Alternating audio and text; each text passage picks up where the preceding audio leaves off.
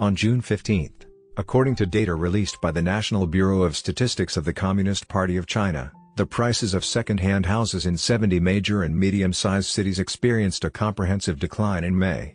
The sales prices in first-tier cities changed from a month-on-month increase of 0.2% in April to a month-on-month decrease of 0.4%, with a total decline of 0.6%. Specifically, Beijing, Shanghai, Guangzhou, and Shenzhen experienced respective month-on-month declines of 0.6%, 0.8%, 0.2%, and 0.1%. The sales prices of second-hand houses in second- and third-tier cities, which were previously stable on a month-on-month basis, changed to a decrease of 0.3% and 0.2%, respectively. Economists suggest that compared to the peak housing prices in 2019 and 2020, the average housing prices in Shanghai may have dropped by around 25%. Economist David Jun Huang, who resides in the United States, has stated that housing prices in Shanghai are indeed decreasing, and the transaction situation is not ideal. His company's sampling indicates that the degree of price loosening varies across different regions. Compared to the peak values in 2019 and 2020, the average housing prices in Shanghai may have dropped by around 25%, with some better areas experiencing a decline of around 15% and some areas possibly seeing a drop of around 30%. Based on our current investigation and evidence from various sources, the willingness of ordinary residents in Shanghai to consume has noticeably decreased. Most people are more worried about the future and are hesitant to spend money.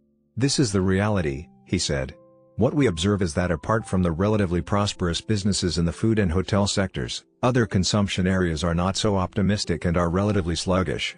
Ms. Li, a real estate agent in Shanghai, mentioned that both high-end rentals and transaction prices are declining in the city.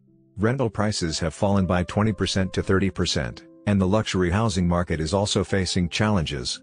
Regarding the high-end rental market targeting foreign enterprises, she said, many of these people have left, especially in places like Hongshan Road and Lujiazhui Road. Now you can negotiate the rent. She added, those who invested in properties in these areas have taken them back and renovated them in the hope of selling, as they need cash flow. However, luxury homes are not easy to trade.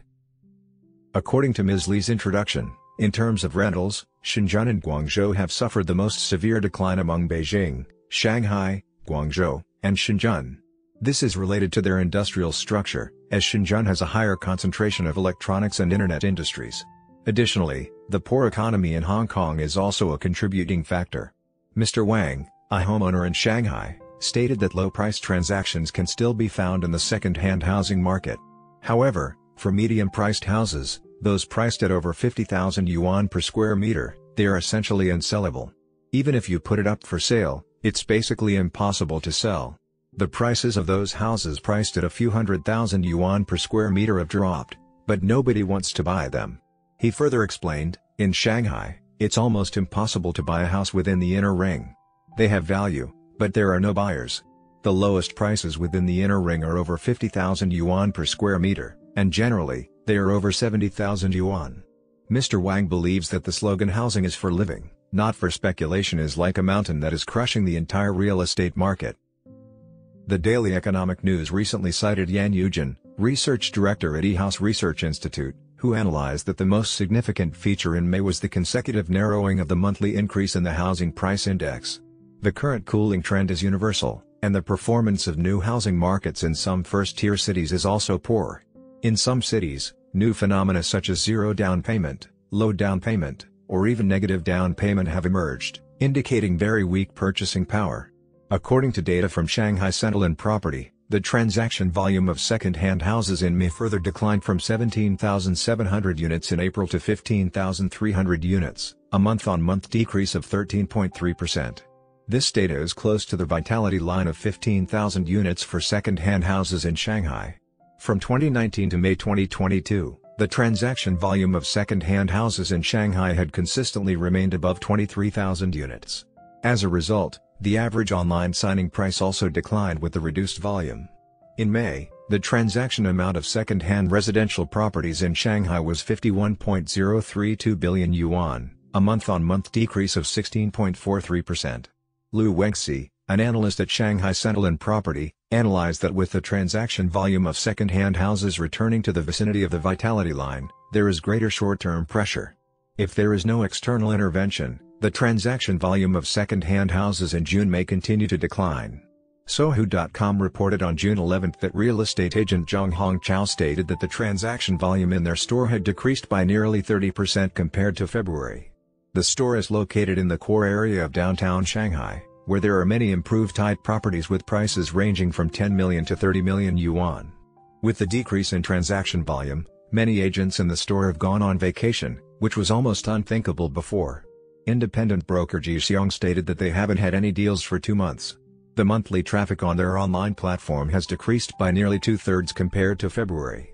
In March, there were over 4,000 clicks, averaging 600 to 700 clicks per broker.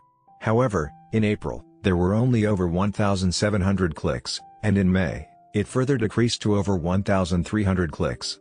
The Sohu.com reporter noticed that nearly all price segments of properties have experienced price fluctuations with adjustments ranging from 10% to 15%. For example, a 3-bedroom apartment of approximately 10 years old in the Xinhua Road area had a listing price of 15.88 million yuan in February, which dropped to 13.88 million yuan in May, but there were still no customers interested. Zhang Hongqiao stated that even if there are customers inquiring about prices, at least a reduction of 200,000 to 300,000 yuan is necessary for a potential transaction to take place.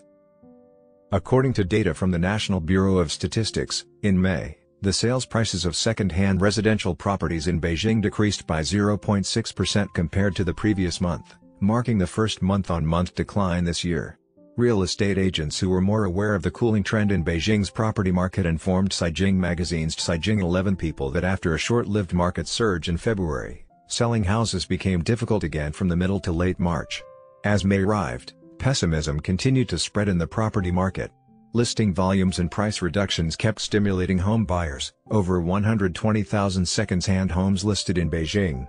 Beijing's second-hand housing market sharply declines, with homeowners cutting prices by 800,000 yuan. Yanzhou, Beijing's housing prices plummet 50%. Houses given away for free but no one wants them.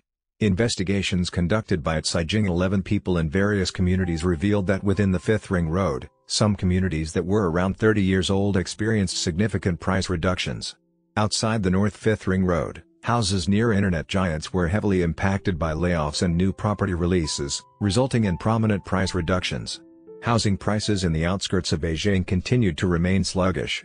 The report mentioned that excessive supply coupled with shrinking demand forced many homeowners of essential housing to lower prices and sell their properties. For example, in the Beilizhuang North community near Dongxi Ring Road and close to the Shilibao subway station, there are currently 135 listings on the Baica app. A 56-square-meter, well-furnished 2-bedroom apartment in that community was initially listed for 3.05 million yuan in early June. The real estate agent in the community stated that similar units were selling for at least 3.6 million yuan in February.